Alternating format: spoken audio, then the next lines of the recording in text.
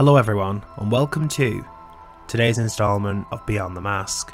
In today's episode, we're going to be taking a closer look at Maureen Prescott from the Scream franchise. More specifically, I'm going to be providing you with a full written analysis of how her death transpired prior to the events of Scream in 1996. The death of Maureen Prescott is the template that holds the Scream franchise together. Her death, which was orchestrated by Roman Bridger and carried out by Billy Loomis and Stu Macher, was the beginning of a very dark time for Woodsboro and Sidney Prescott. The details surrounding Maureen's death have always been relatively slim, but based on the movies, notes from Wes Craven, and of course Kevin Williamson himself, it's very simple to create a clear picture of what happened to Maureen during her final moments. For this video, I have written out an entire novelised chapter of the night Maureen was murdered, so all of this is my own work taken from what we know about the character's death. So sit back and relax as I talk you through the death of Maureen Prescott. 28th of September 1995. The lipstick painted Maureen's lips effortlessly. She had done this before. This was her favourite lipstick. The lipstick that covered the cracks on her lips. The lipstick that men noticed before anything else. She carefully turned the photo of Neil, which rested on her bedside table, away from view. He was away on business once again, and Maureen was left with nothing but her thoughts, memories. Was she lonely? She couldn't say, she hated that word. But she knew she wasn't happy. She hadn't been happy for some time, but the only way she felt she truly felt something was through her sexual encounters with other men. The thrill, the attention, everything combined together really helped Maureen truly find herself inside. The doorbell rang downstairs, and Maureen immediately proceeded to adjust herself, before making her way back out of the bedroom. As she fixed her long black hair into place, and quickly applied the midnight dark eyeshadow to her eyes, she remained completely unaware that outside her window was a shadow, observing, watching her. Transfixed on Maureen, the light gleamed on a camera being held up from the shadow in the tree. Dark clouds covered the moonlight above, as darkness descended on Woodsboro. Before this, Maureen had engaged in promiscuous affairs with various men during her time in Woodsboro. It appeared to be a coping mechanism for Maureen as she dealt with the traumatic events that haunted her past. Her sexual assault in Hollywood being one of them. One of the men that Maureen had regular liaisons with was in fact Cotton Weary. On the 28th of September, he arrived at the Prescott home as Maureen offered him alcoholic drinks. Cotton began to become intoxicated as he and Maureen engaged in sexual activity, unaware that their every movement were being watched. Maureen lay underneath the bed sheets as she took a drag of a cigarette. Cotton proceeded to dress himself, still heavily intoxicated.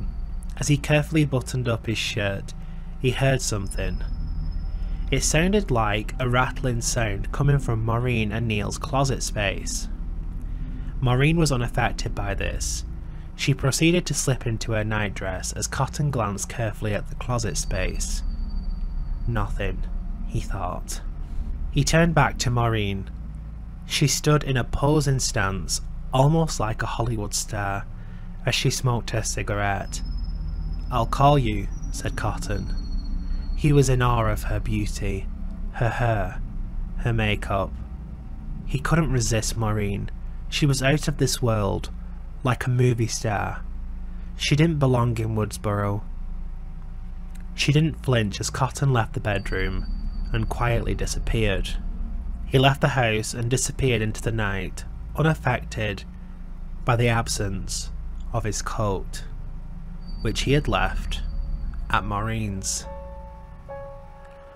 There are several inconsistencies to Maureen's death. It's common knowledge that Billy and Stu murdered her. However, the details have changed over the numerous movies. For this instance, I'd like to believe that Roman's own interpretation of her death scene in Stab 3 was likely how it happened in terms of what's canon and what isn't. It stated the pair didn't use the Ghostface costumes or the horror trivia aspect that eventually became their trademark in 1996. Instead, Maureen's murder was sloppy, abrupt, and brutal. Maureen sat in front of her mirror once again. She stared into her own soulless eyes. Who was she? Did she truly understand what she was doing anymore? Did she love Neil? She didn't know the answers, but she wiped the lipstick from her lips and vowed that this would be the last time. She wanted to do right by her family.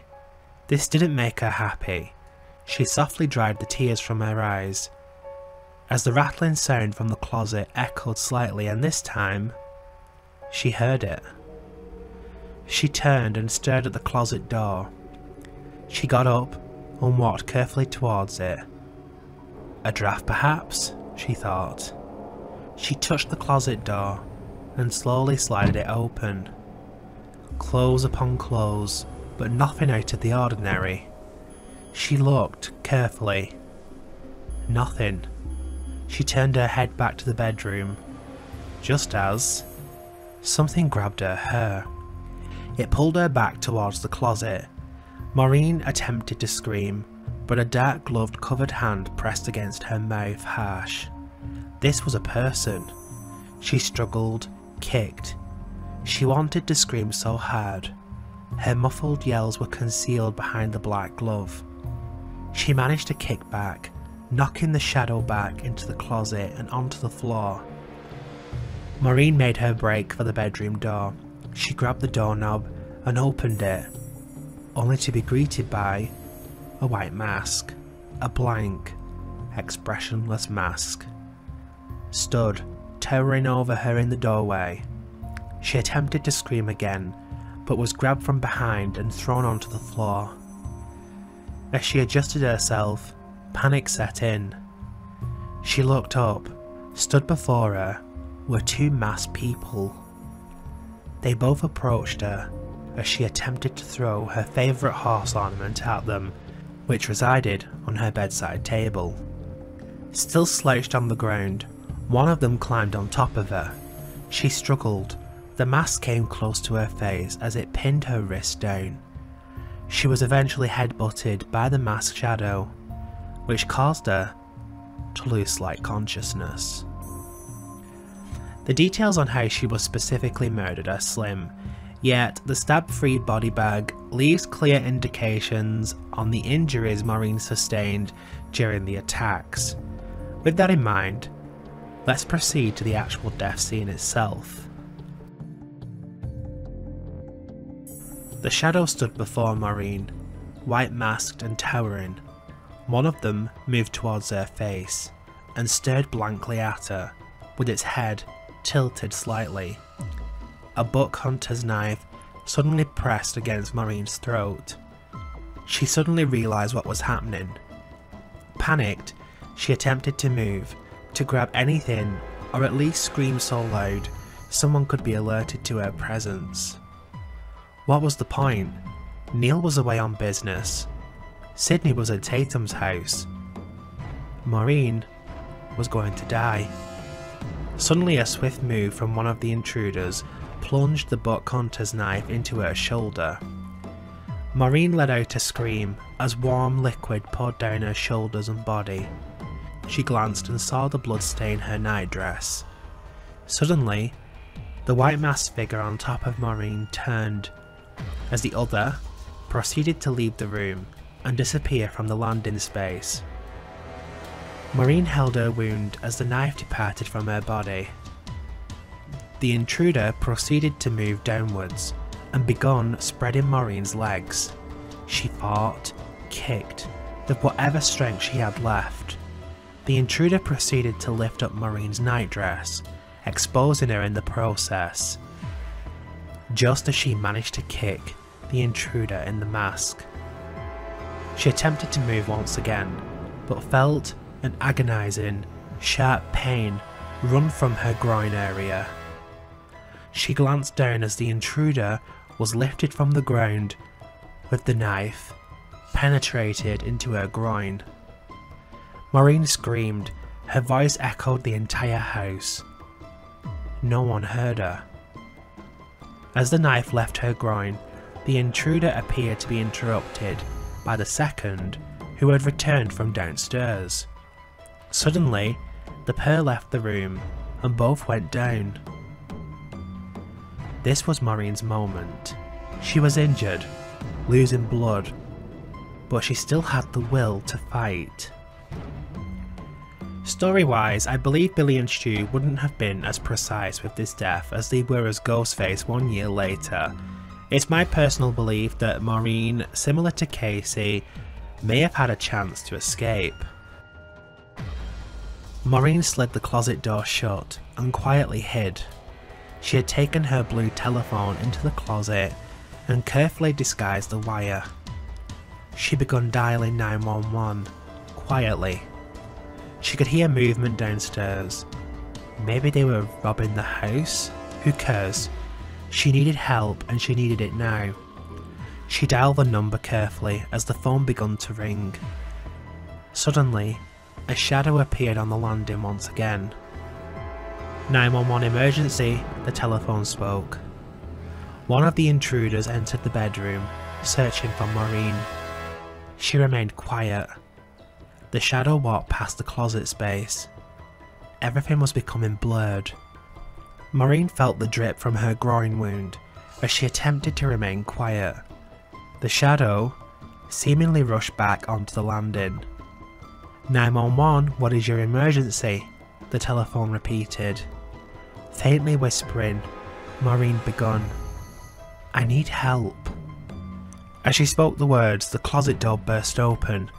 The intruder grabbed the phone and pulled it away from Maureen, removing it from its socket and tossing it across the room. The intruder grabbed Maureen, who attempted to fight for her life. She grabbed and scratched at the white mask ahead, and eventually separated it from the intruder's face. She fell back with the mask in hand and rolled onto the bed and onto the floor. As she looked back up, she recognized the intruder, panting, with a sinister expression across his face. He glanced down into Maureen's eyes, young-faced, handsome, yet somewhat lost in the eyes. This was Billy Loomis, Sidney's boyfriend, Hank's son. Before she could react, Billy lunged down at Maureen and swiftly slashed the buck knife across her throat.